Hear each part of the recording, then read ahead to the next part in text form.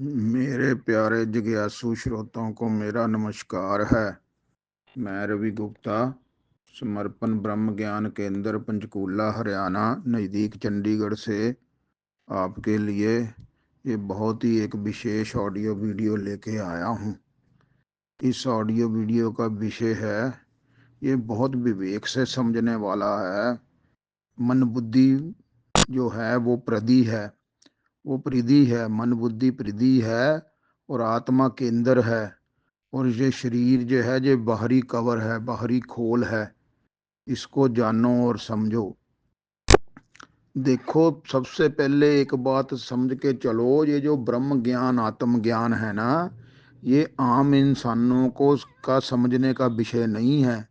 ये तो बहुत ही विवेकवान और जो जिज्ञासु हैं, अपनी विवेक से बहुत जो है तीव्र बुद्धि से इसको समझ में आता है। ये बहुत ही सब विद्याओं से परे का ज्ञान है। ये आत्म ज्ञान ब्रह्म ज्ञान कोई ऐसा विद्या ज्ञान नहीं है। इसको तत्व ज्ञान तत्व बोध बोलते हैं।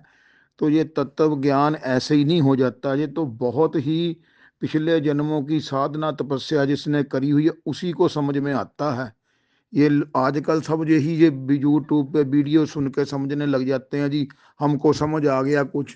अरे ये किसी जो पूर्ण गुरु है जिसने इसको समझा हुआ है, उस गुरु के समझाने से ही ये ज्ञान समझ में आता है। नहीं तो ये ज्ञान समझ, इसीलिए गुरु की आवश्यकता बताई गई है। जो सही गुरु है ना, वो ये ज्ञान समझा के उसको ब्रह्म का बोध करा देता है, जीव को, इंसान को। उसको गुरु ही बना देता है, उसको अपने साथ नहीं जोड़ता। उसको ये ब्रह्म ज्ञान तत्व ज्ञान का मतलब जब समझा देता, उसके बिना किसी को समझ ही नहीं आ सकता। उसकी बुद्धि में वो क्या गुरु कहना चाहता है, ये ज्ञान का अर्थ क्या है, अर्थ ही नहीं समझ आता। वैसे ही जीवन में अगर हम संसारिक ज्ञान भी स्कूलों में जाके पढ़ते हैं पहले, तो वो जो गुरु हमें एबीसी सिखाता है, तो हमें तभी वो उसके सीखने के साथ लिखने कर करके बोल बोल के हमें एबीसी याद होती है। फिर हमें एक दो गिनती याद होती है। इसी तरह आगे की भी सारी पढ़ाइयाँ गुरु हमें सब्जेक्ट समझाता है, तभी जाके हम BA MA final decree doctor आइए तभी बनते हैं।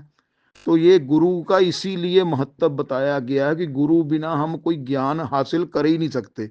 और ये ब्रह्म ज्ञान आत्म ज्ञान तो बिना गुरु के समझ में नहीं आ सकता। इसीलिए गुरु के पास जाके श्रद्धावान होके, श्रद्धावान लभते ज्ञानम, बिना श्रद्धा के बिना विश्वास के ये कोई ज्ञान उसको टिक ही नहीं सकता। ये गुरु ही ज्ञान टिकाता है, भी इस पे टिको। जैसे बचपन में स्कूल में एबीसी के लिए गुरु ने टिकाया, टीचर ने भी ए बोलो बी बोलो, फिर एबीसी बोलते बोलते हम जेड तक बोल के हम हमारे में एबीसी का ज्ञान टिक गया। इसी तरह एक से लेके 100 तक की गिनती टिक गई। फिर उसके बाद हम सारी इंग्लिश हमें समझ आ गई।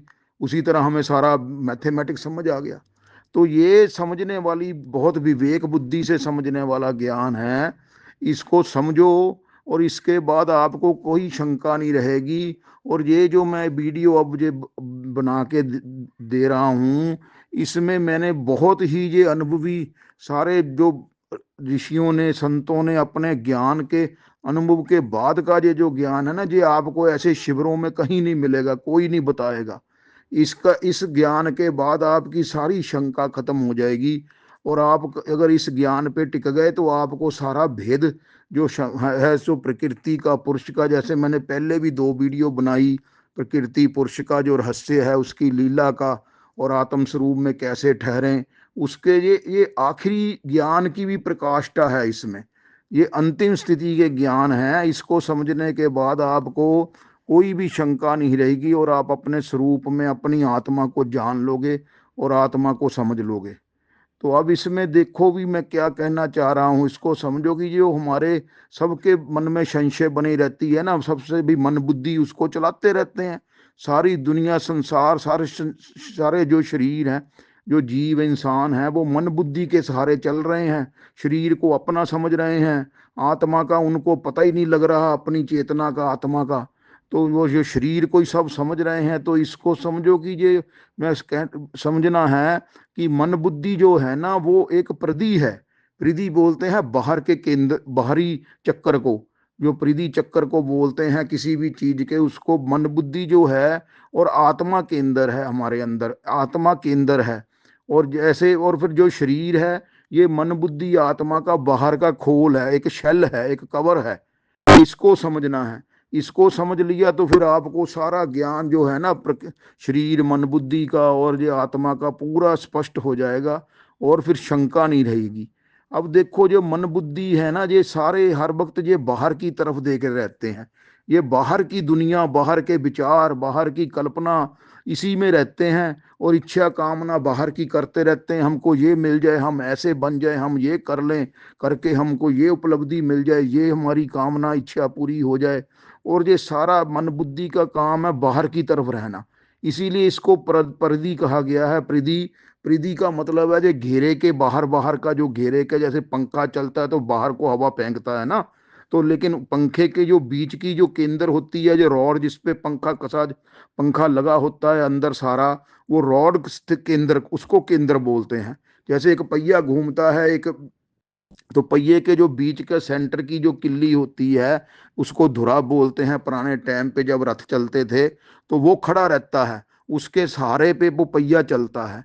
तो पहिए उसको परिधि का, और जो खड़ा रहता है उसको केंद्र बोलते हैं। और इसी तरह चक्की, जब पुराने टाइम पे एक चक्की चलती थी जिसमें आटा गेहूं पीसते थे लोग घरों में, उसके भी वो चक्की के दो पहिए चलते होते थे। बीच में जो डंडा होता था जिसके सहारे वो नीचे ऊपर पहिए, उसको उसको केंद्र कहते हैं। और पहिए चलते हैं वो परिधि है।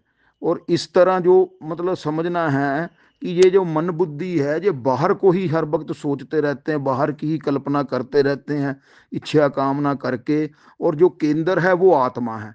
वो आत्मा का केंद्र किसी को समझ ही नहीं आता। 99.99% सारे इंसानों में सब मन बुद्धि को ही समझते हैं कि ये हमारी आत्मा है, हमारी आत्मा ने ये कह दिया, कॉन्शियस ये कह रही है, हमारा मन ये कर रहा है।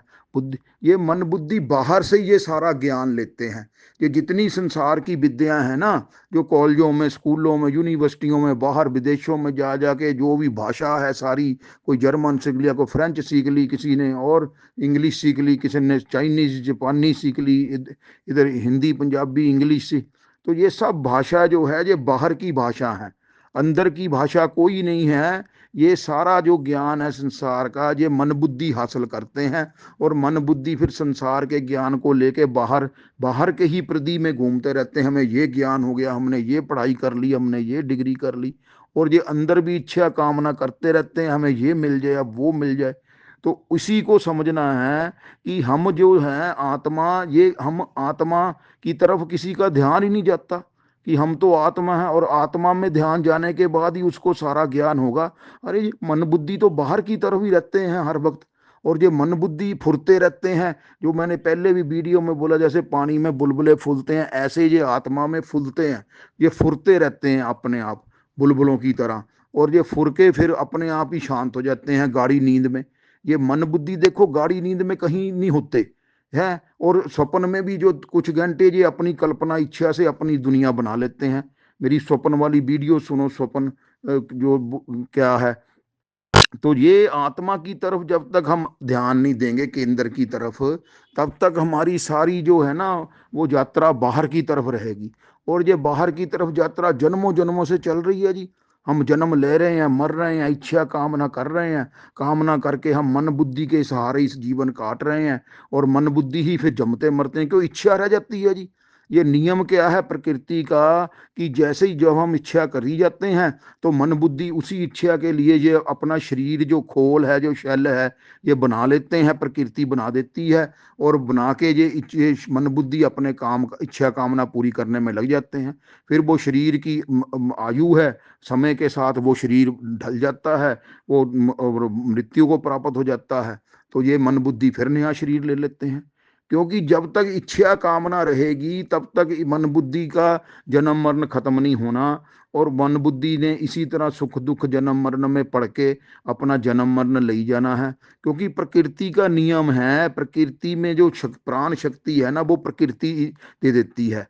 जैसे ही जीव कोई इच्छा कामना करता है, प्रकृति उसको प्राण शक्ति दे के उसको उसका रूप दे, उसको जीव बना देती है। वो जीव बन जाता है, फिर वो अपनी जो है ना वो चेतना से वो मन बुद्धि से इच्छा कामना पूरी करने लग जाता है। तो ये इच्छा कामना ही जन्म मरण का सबसे बड़ा कारण है। इच्छा करते ही हमको प्राण शक्ति मिल जाती है और हम अपने शरीर से इच्छा कामना करके पूरी करते रहते हैं और सुख दुख होते रहते हैं। अगर हम इच्छा कामना हमारी खत्म हो जाए, हम इच्छा कामना विचारों से मुक्त हो जाएं, तो हम जीवन मुक्त हो जाते हैं। फिर आगे हमें प्राण शक्ति मिलती ही नहीं। इच्छा के रहते ही जीव जन्म मरण होता है, और जब इच्छा कामना नहीं रहती, फिर जन्म मरण को विराम मिल जाता है, फिर आगे जन्म मरण नहीं होता। और ये जो शरीर है, जब और देखो, ये सब जो कह देते हैं ना, ये परमात्मा शरीर बना, परमात्मा कोई शरीर नहीं बनाता, ना कुछ करता है। अगर कोई देखो ईश्वर परमात्मा करता, फिर गाढ़ी नींद में किसी को ईश्वर परमात्मा क्यों नहीं दिखता? वो स्वयं की चेतना चैतन्यता ही गाढ़ी नींद में रहती है। इसको समझना है। ये सब कल्पना से करके सबने अपना ईश्वर बना रखे हैं, और वहां जो गाढ़ी नींद में सिर्फ शून्य अंधेरा होता है, उसी में अपना स्वयं का बोध जो सुबह उठ के पता लगता है, मैं बड़ी गाढ़ी नींद में सोया। वहां ना कोई ईश्वर होता है, ना कोई परमात्मा होता है, स्वयं का ही सिर्फ अस्तित्व होता है। इस बात को समझना है, फिर आपको पता लगेगा, अरे हमको बाहर की तरफ यात्रा करनी, बाहर की यात्रा से हमको विराम लेना है। जन्मों जन्मों से हम बाहर की इच्छा कामना करी जा रहे हैं, और जन्म मरण हो ही जा रहा, मरी जा रहे हैं, पैदा हो ही जा रहे हैं। इसी को प्रकृति सारा कुछ कराई जा रही है, उसी को बढ़ाती है। और प्रकृति जो है, वो शून्य अंधेरे में से ही जो प्रकृति अपने जीवन जन्म देती है, और इसको बढ़ाती है, फिर नाश कर देती है। अब देखो, किसी को ये बात, अंधकार से ही सवेरा निकलता है। जब रात गाढ़ी हो जाती है, तो सुबह आप उठ के 4 बजे देखो, जब सूरज निकलता, कैसे अंधकार छटते छटते प्रकाश होना शुरू हो जाता है। ये प्रकृति का नियम है, अंधकार प्रकाश, अंधकार प्रकाश। ये प्रकृति के दोनों पहलू हैं, उसी को समझना है। अंधकार, जिसने अंधकार को नहीं समझा अपने, उसको शून्य अंधकार में ही, ये जो आजकल साइंस भी ब्लैक होल में लगी हुई है ना, उसी में से सारा कुछ साइंस भी कह रही है कि उस ब्लैक होल का उनको पता नहीं लग रहा कहाँ से ब्लैक होल का अंत क्या है। ये आदि और अंत है, उसी में से ही सारी प्रकृति अपने आप वो जो है ना जन्म मरण करती है। ब्लैक होल में से ही ये सारी चीजें प्रकट होती हैं, उसी से ही प्रकाश प्रकट होता है। मृत्यु से ही जीवन प्रकट होता है, ये समझना है। मृत्यु अटल सत्य है, और जो जो जीवन है, वो जीना है, वो जो है वो झूठ है। एक बार नानक साहब ने भी बोला ना अपने, कहते बाला मर्दाना को भी, जा तू बाजार से जाके 1 रुपए का सच ले आ, 1 रुपए का झूठ ले आ। वो किसी को समझ ही नहीं आई भी ये सच सच रुपए, सच और झूठ कोई बिकता है, मिलता है ऐसे? तो एक वहां कोई ज्ञानी दुकानदार बैठा था, उसने उससे 2 सिक्के लेके एक कागज पे लिख दिया भी मरना मरना सच, और दूसरे पे लिख दिया और जीना झूठ। तो जो जीना है वो तो खत्म हो रहा, हर पल जो गई जीवन लिया, वो अगले हर पल उसकी मृत्यु निकट आ रही है। और मृत्यु अटल सत्य है, मृत्यु ने आना ही आना है, जीवन का कोई पता ही नहीं है। लेकिन हम लोग जीवन के पीछे ही पड़ जाते हैं, हमें मृत्यु का सच पता ही नहीं लगता। हम मृत्यु से डरते रहते हैं, जबकि आत्मा में ना जन्म है ना मृत्यु है। वो जन्म मृत्यु सारी ये मन बुद्धि की है। हमको परिधि से निकलना है, बाहर से निकलना है, और आत्मा में केंद्र होते ही हमारी मन बुद्धि फिर शांत हो जाती है। मन बुद्धि का सारा जो है ना रुख, वो बाहर की तरफ, इंद्रियों की तरफ ही रहता है, संसार की तरफ ही रहता है। बाहर को देखना, बाहर का ही सोचना, बाहर की कल्पना करनी, बाहर की इच्छा करनी। तो तभी ये सुखी दुखी होते हैं। जब चीज नहीं इनके मन के मुताबिक फिर नहीं होता, फिर मन दुखी होने लग जाता है, फिर डिप्रेशन में चला जाता है। इसी से निकल के अपने केंद्र में समता है, केंद्र में कोई राग द्वेष नहीं है, आत्मा में कोई सम अवस्था रहती है, कोई उसमें विकार आता ही नहीं, और उसमें शांति और परम आनंद है। इसको समझना है स्वरूप में। तो उसमें समझने से ही जब हम केंद्र में आते हैं, तो फिर हमें पूरे और शांति हमको पता एक बार लग जाती है कि अरे हम, मैं तो खुद, और वो हमारा स्वयं का स्वरूप है, वो हमारी आत्मा का, हमारा स्वयं का सत्य है। उसमें टिकते ही हमें आत्मज्ञान हो जाता है। आत्मज्ञान का मतलब ही ये है कि अपने को आत्मा में केंद्र में स्थित करना, और केंद्र में स्थित करते ही आपको अपनी आनंद शांति का पता लगेगा। अरे मैं तो ऐसे ही बाहर की चीजों में घूम रहा हूँ, मैं तो ऐसे ही बाहर की चीजों को पकड़ने की कोशिश करता हूँ, और वो पकड़ते पकड़ते इकट्ठी करते करते मृत्यु आ जाती है, और सारा कुछ यहीं छूट जाता है। और फिर आगे वही इच्छा कामना छोड़ी नहीं, तो वही फिर आगे फिर नया जन्म। ये जन्म मरण का खेल है, मन बुद्धि का सारा। और शरीर इसका सिर्फ शरीर कवर है, शरीर खोल है, शेल है। शरीर का देखो कुछ नहीं, लेकिन सारी 99.99% लोग शरीर को ही अपना सुंदर बनाने में लगे हुए हैं। और शरीर को ही अब नए नए कपड़े नए नए दे के शरीर को चमकाने में लगे रहते हैं।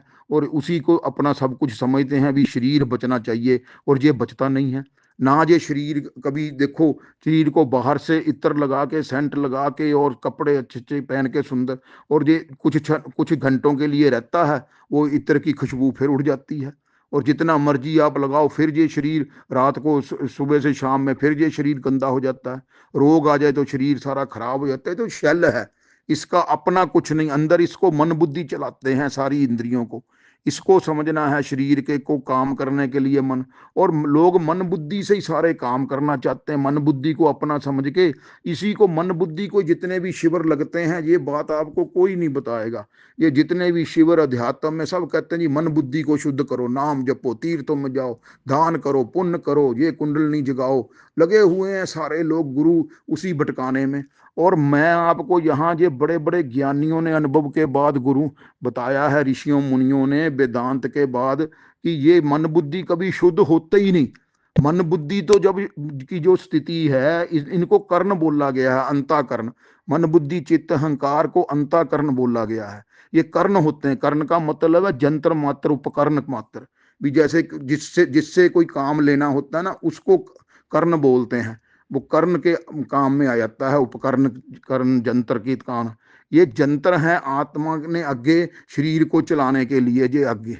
तो ये एक जंतर कभी शुद्ध होते ही नहीं ये। लेकिन हम हैं कि लगे हुए हैं अपनी सारा कुछ कर करके इसको, और वो शुद्ध करके फिर कभी सोचते हैं हमने ये साधना कर ली, हमने नाम जप, हमने मंत्र जाप कर लिया, हमने दान कर लिए। वो एक नया अहंकार बन के वो ये अलग ही कुछ और अपनी स्थिति बना के बैठ जाते हैं। जबकि आत्मा नित्य शुद्ध मुक्त है। आत्मा का केंद्र का आत्मा का केंद्र का मन बुद्धि से कुछ लेना देना ही नहीं है शरीर से।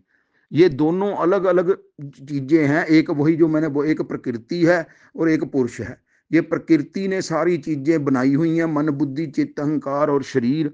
और आत्मा केंद्र में बिल्कुल नित्य शुद्ध मुक्त है। और उसकी उसमें कुछ करना है ही नहीं, वो मौनी और अकर्ता है। तो ये मेरी पिछली वीडियो में भी बोला, उसको सुनो।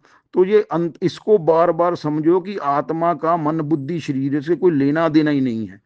मन बुद्धि जो है वो का जो काम है, वो सब अपने स्वार्थ से सब कुछ करती है। जान पुण्य कुंडली जागृति भी मेरा कुछ जे बन जाए, वो करके उसको वो आत्मा में स्थित होती नहीं। फिर भी आत्मा में स्थित होने के लिए तो मन बुद्धि को शांत करके बैठना है, करना कुछ है ही नहीं। मन आत्मा तो पहले ही नित्य शुद्ध मुक्त है। ये तो पतंजलि योग में भी सब में बोला हुआ है ना, कि योगा चित्त वृत्ति निरोधा तब दृष्टा स्वरूपे अवस्थान। कि जब वो चित्त मन बुद्धि चित्त का निरोध हो जाता है, तब वो अपने आप जो दृष्टा है वो अपने स्वरूप में आत्मा में स्थित हो जाता है, केंद्र में।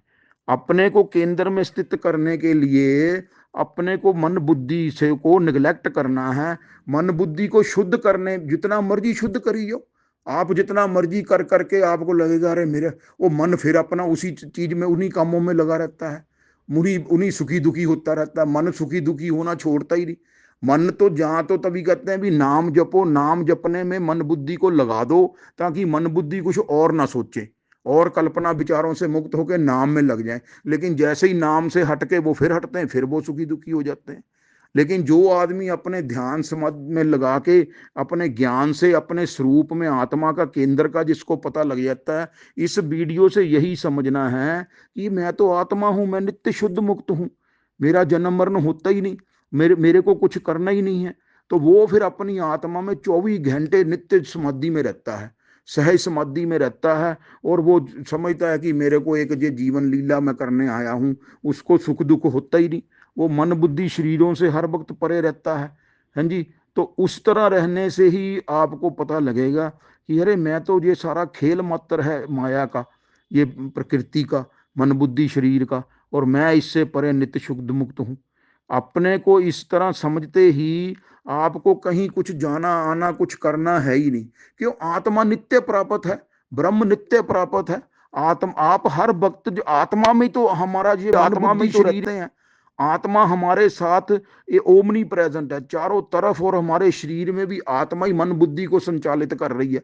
आत्मा के पर्दे पे मन बुद्धि अपनी ये फिल्म चित्र चला रहे हैं, सुखी दुखी हो रहे हैं। तो हम मन बुद्धि को पकड़ के, शरीर को पकड़ के बैठे हैं।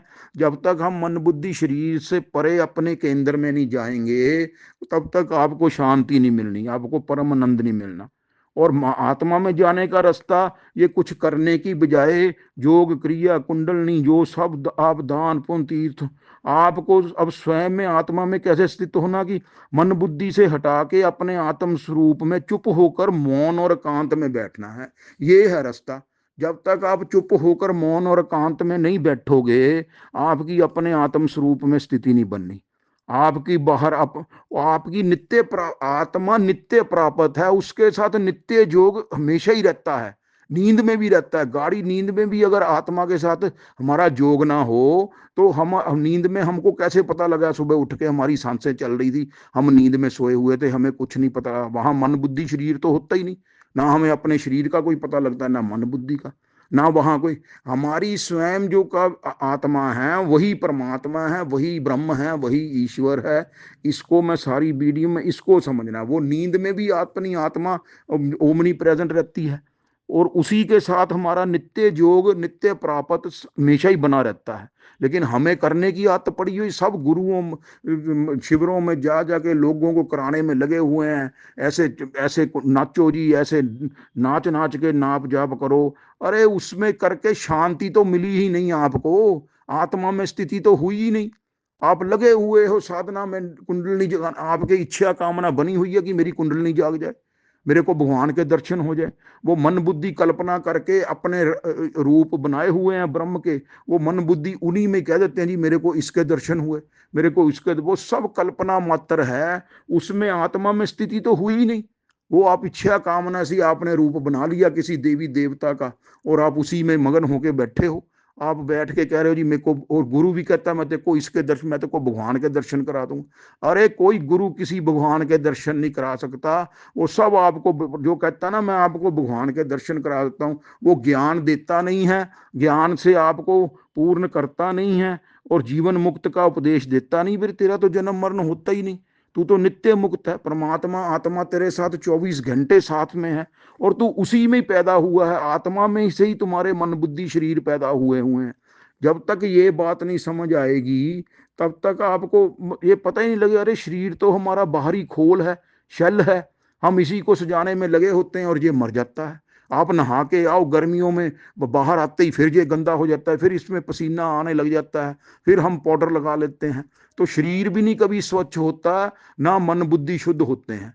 मन बुद्धि शुद्ध, मन बुद्धि आत्मा से निकल के आत्मा में लीन हो जाते हैं जब, और मौन और एकांत में वो लीन होते हैं। यही करना है हमको, मन बुद्धि को लीन करके बैठना, हर वक्त मन बुद्धि के विचारों को शांत करके बैठना ही अपनी जीवन मुक्ति की स्थिति है। और अपने शुद्ध स्वरूप में टिके रहना, उसी में ही अपने स्वरूप दृष्टा की स्वरूप अवस्था है। योगा चित्त वृत्ति निरोधा तब दृष्टा स्वरूप अवस्था। और अपने केंद्र में रहना है। जब तक आप केंद्र में रहने की आदत नहीं डालोगे, अरे मैं तो नित्य शुद्ध मुक्त आत्मा हूं, मेरा जन्म मरण होता ही नहीं, तब तक आप मन बुद्धि के सहारे जो मर्जी कल्पना करी जाओ, मेरे को भगवान मिल जाएंगे, मेरे को ये दर्शन हो जाएंगे, मेरे को गुरु उतार देगा। कोई गुरु ने नहीं तारना जब तक वो आपको ज्ञान में नहीं परिपक्व करता। ज्ञान में परिपक्व होके ही आपको पता लगेगा अरे ये तो सारा माया का ही खेल बना हुआ है, ये तो अज्ञान में ही हम ये सारे कुछ करी जा रहे हैं, तीर्थ यात्रा ये वो सारे दान पुण्य हैं। ये करने से आपके पाप पुण्य का ही घटता बढ़ता रहता है। ये सब नाम या दान पुण्य करने से, तीर्थ यात्राओं से आपके पुण्य बढ़ते हैं, फिर आपको इसी संसार की चीजें मिल जाती हैं। वो करना संसार की चीजों के लिए, ये करना आत्मा का इनसे कोई संबंध नहीं है, इन चीजों से, आत्मा का शरीरों से। आत्मा कुछ करती ही नहीं है, आत्मा में तो हर वक्त वो नित्य प्राप्त है। नित्य प्राप्त को ही हमको ये कोई गुरु नहीं बताता, अरे आत्मा तो तुम स्वयं हो, तुम्हारे से ही। आत्मा में सिर्फ होना मात्र है, आत्मा में मतलब जानना मात्र और होना मात्र है कि मैं हूं। या जो नींद में भी, गाढ़ी नींद में भी बस होना मात्र होता है। वह सुबह उठ के पता लगता है अरे मैं तो बड़ी गाढ़ी नींद से छुआ, तो वो जो होना मात्र है वो है आत्मा का काम। उसी से पता लगता है कि मैं चैतन्य हूं। वो चैतन्यता जो है वो आत्मा में है। वही उस चैतन्य से मन बुद्धि फुरते हैं, मन बुद्धि अपने। लेकिन हमको ये कोई मन बुद्धि से, शरीरों से हम निकलते ही नहीं है। जब तक हम इन उपकरणों से, कर्णों से हम इसी को शुद्ध करने में लगे हुए हैं। ये कोई ज्ञान नहीं आपको बताएगा कि मन बुद्धि शुद्ध नहीं होते। मन बुद्धि तो नाम जप से उसमें चंचलता खत्म हो जाती है। विचार आने, जब तक नाम जपोगे तो नाम का फिर ध्यान लगाते लगाते धीरे धीरे आपको नाम जप से, बड़ी कृपा से, वही कुंडलनी योगों से जाके फिर आखिर में यही ज्ञान होगा, अरे मैं तो शुद्ध मुक्त हूं, मेरे में शून्यता के अलावा कुछ है ही नहीं। उस शून्य से ही प्रकृति सारा कुछ प्रकट करती है। और समाधि में भी सबको शून्य में ही वो समाधि में चला जाता है। उसमें फिर मन बुद्धि रहते ही नहीं। मन बुद्धि का जब तक आपको ये नहीं होगा कि हम, मुझे परिधि से बाहर की तरफ नहीं जाना, मुझको तो अपने अंतर केंद्र में रहना है। केंद्र में रहते हुए आत्मा का ध्यान करते हुए आप बाहर के काम करिए। जब तक शरीर मिला है, ये शरीर बना हुआ है, तब तक आप सारे संसारिक काम भी करो और आनंद लो अपनी आत्मा। अरे मेरे में तो कुछ है ही नहीं, मेरा जन्म मरण होता ही नहीं। ये जब भी मरेंगे ये शरीर मिटेगा, शरीर बदलेगा। वस्त्रों की तरह गीता में भी कहा है ना, आत्मा कपड़े बदलती रहती है। वो मन बुद्धि कपड़े, आत्मा तो ओमनी प्रेजेंट है, नित्य शुद्ध मुक्त है। और उसमें कोई घटता बढ़ता नहीं है। ये मन बुद्धि ही घटते बढ़ते हैं। मेरी सारी वीडियो सुनो और अपने को हर वक्त अपने नित्य आत्मा में ही रहो। सदा नित्य नित्य योग है, परमात्मा के साथ कहीं योग करना नहीं है। लेकिन हमें को ज्ञान से पता ही नहीं लग रहा, हम अपनी अविद्या गान में भटके हुए हैं। और उस ज्ञान के कारण हमें ये समझ ही नहीं आ रही। जब तक ये समझ नहीं आएगी कि मेरे मेरे से तो परमात्मा कोई अलग है ही नहीं है, मैं ही अहम ब्रह्मास्मि, तभी कहा गया कि मैं ही नित्य शुद्ध मुक्त हूं। तो जब तक ये ज्ञान नहीं टिकेगा, मन बुद्धि को अपना समझते रहते, तभी मेरे महामंत्र दिया हुआ बहुत बुढ़िया देता कि हर वक्त यही ध्यान, मैं मन बुद्धि शरीर नहीं हूं, शरीर और शरीर के संबंधी मेरे नहीं है, मैं नित्य शुद्ध मुक्त आत्मा हूं, मैं मन बुद्धि शरीर नहीं हूं। तो ये जब तक आपको नहीं पूरा समझ आएगा, इस वीडियो में आपको पता लग जाएगा। आप खुद ही देखो कि मन बुद्धि प्रकृति से बाहर की तरफ ही सारा कुछ देखते रहते हैं और कल्पना करते रहते हैं। और हमें मृत्यु तो जो अटल सत्य है उसका हमें पता ही नहीं लगता, हम उससे डरते रहते हैं। क्यों? हमें ज्ञान ने घेर रखा हुआ है। तो ज्ञान से ही पता लगता है कि अरे आत्मा की तो मृत्यु होती ही नहीं, और हमको इच्छा कामना में पड़ना ही नहीं है। तो इसलिए ये मैंने अभी वीडियो बनाई है कि आप ये बाहर के प्रदेश से निकल के और शरीर को अपना समझना छोड़ के, शरीर को तो अपनी स्थिति हर वक्त केंद्र में रखनी है। नहीं तो फिर हम पिसते रहेंगे जी। वो कहा ना कबीर साहब ने भी, दो पाटों के बीच में साबत रहा ना कोई, है जी। तो ये दो चक्की के जो ऊपर आकाश धरती के बीच में जीव पिट रहे हैं, चलती चक्की देख के दिया कबीरा रोए, दो पाट उनके बीच में साबत रहा ना कोई। तो फिर वो उनके बेटे कमाल ने कहा, अपने वो कबीर साहब से भी ऊपर था, उसने कहा कि चलती चक्की देख के दिया कमाल हंसाए, रहा सहारे कील के सो साबत बच जाए। जो कि चक्की के बीच में सेंटर में केंद्र होता है, जिसपे किल्ली पे चक्की घूमती है ना, उस केंद्र के सहारे जो दाने रहते हैं ना, वो पिसते नहीं है। वो किले के सहारे दाने वो चक्की के पाटों में आते ही नहीं है। वो अमर हो जाते हैं, वो पिसते ही नहीं है, वो किल्ली के सहारे टिके रहते हैं। तो इस बात को समझना है, अपने को केंद्र में स्थित करके रहना है। और शरीर और मन बुद्धि से अपने को अलग समझना है हर वक्त। और फिर आपको उसी में पूर्ण आनंद मिलेगा। और उसका यही रास्ता है कि आप दिन में 10 मिनट, 15 मिनट, धीरे धीरे घंटा अपने को स्वयं में मन बुद्धि को निगलेक्ट करके विचारों की तरफ ना ध्यान देके शुद्ध मौन होके बैठना है, चुप होके एकांत में, और अपने आत्मा में स्थित होना है। फिर आपको लगेगा अरे मैं तो मन बुद्धि शरीर से परे हूँ, हाँ जी। और फिर मेरे को किसी को कुछ स्वच्छ करना ही नहीं है, कुछ करना ही नहीं है, ना करना ही अपनी आत्मा में स्थित होना है। तो इस बात को समझो कि, और अपने शुद्ध आत्म स्वरूप में हर वक्त स्थित रहो। फिर आपके जीते जी आपकी सहज समाधि, अचल समाधि बनी रहेगी। और आप नित्य योग से हर वक्त आत्मा में स्थित रहोगे और परम शांति, परम आनंद, परम विश्राम में रहोगे। और आपको इसी जन्म में निर्वाण और मोक्ष मिल जाएगा। जय सच्चिदानंद, जय सच्चिदानंद, जय सच्चिदानंद।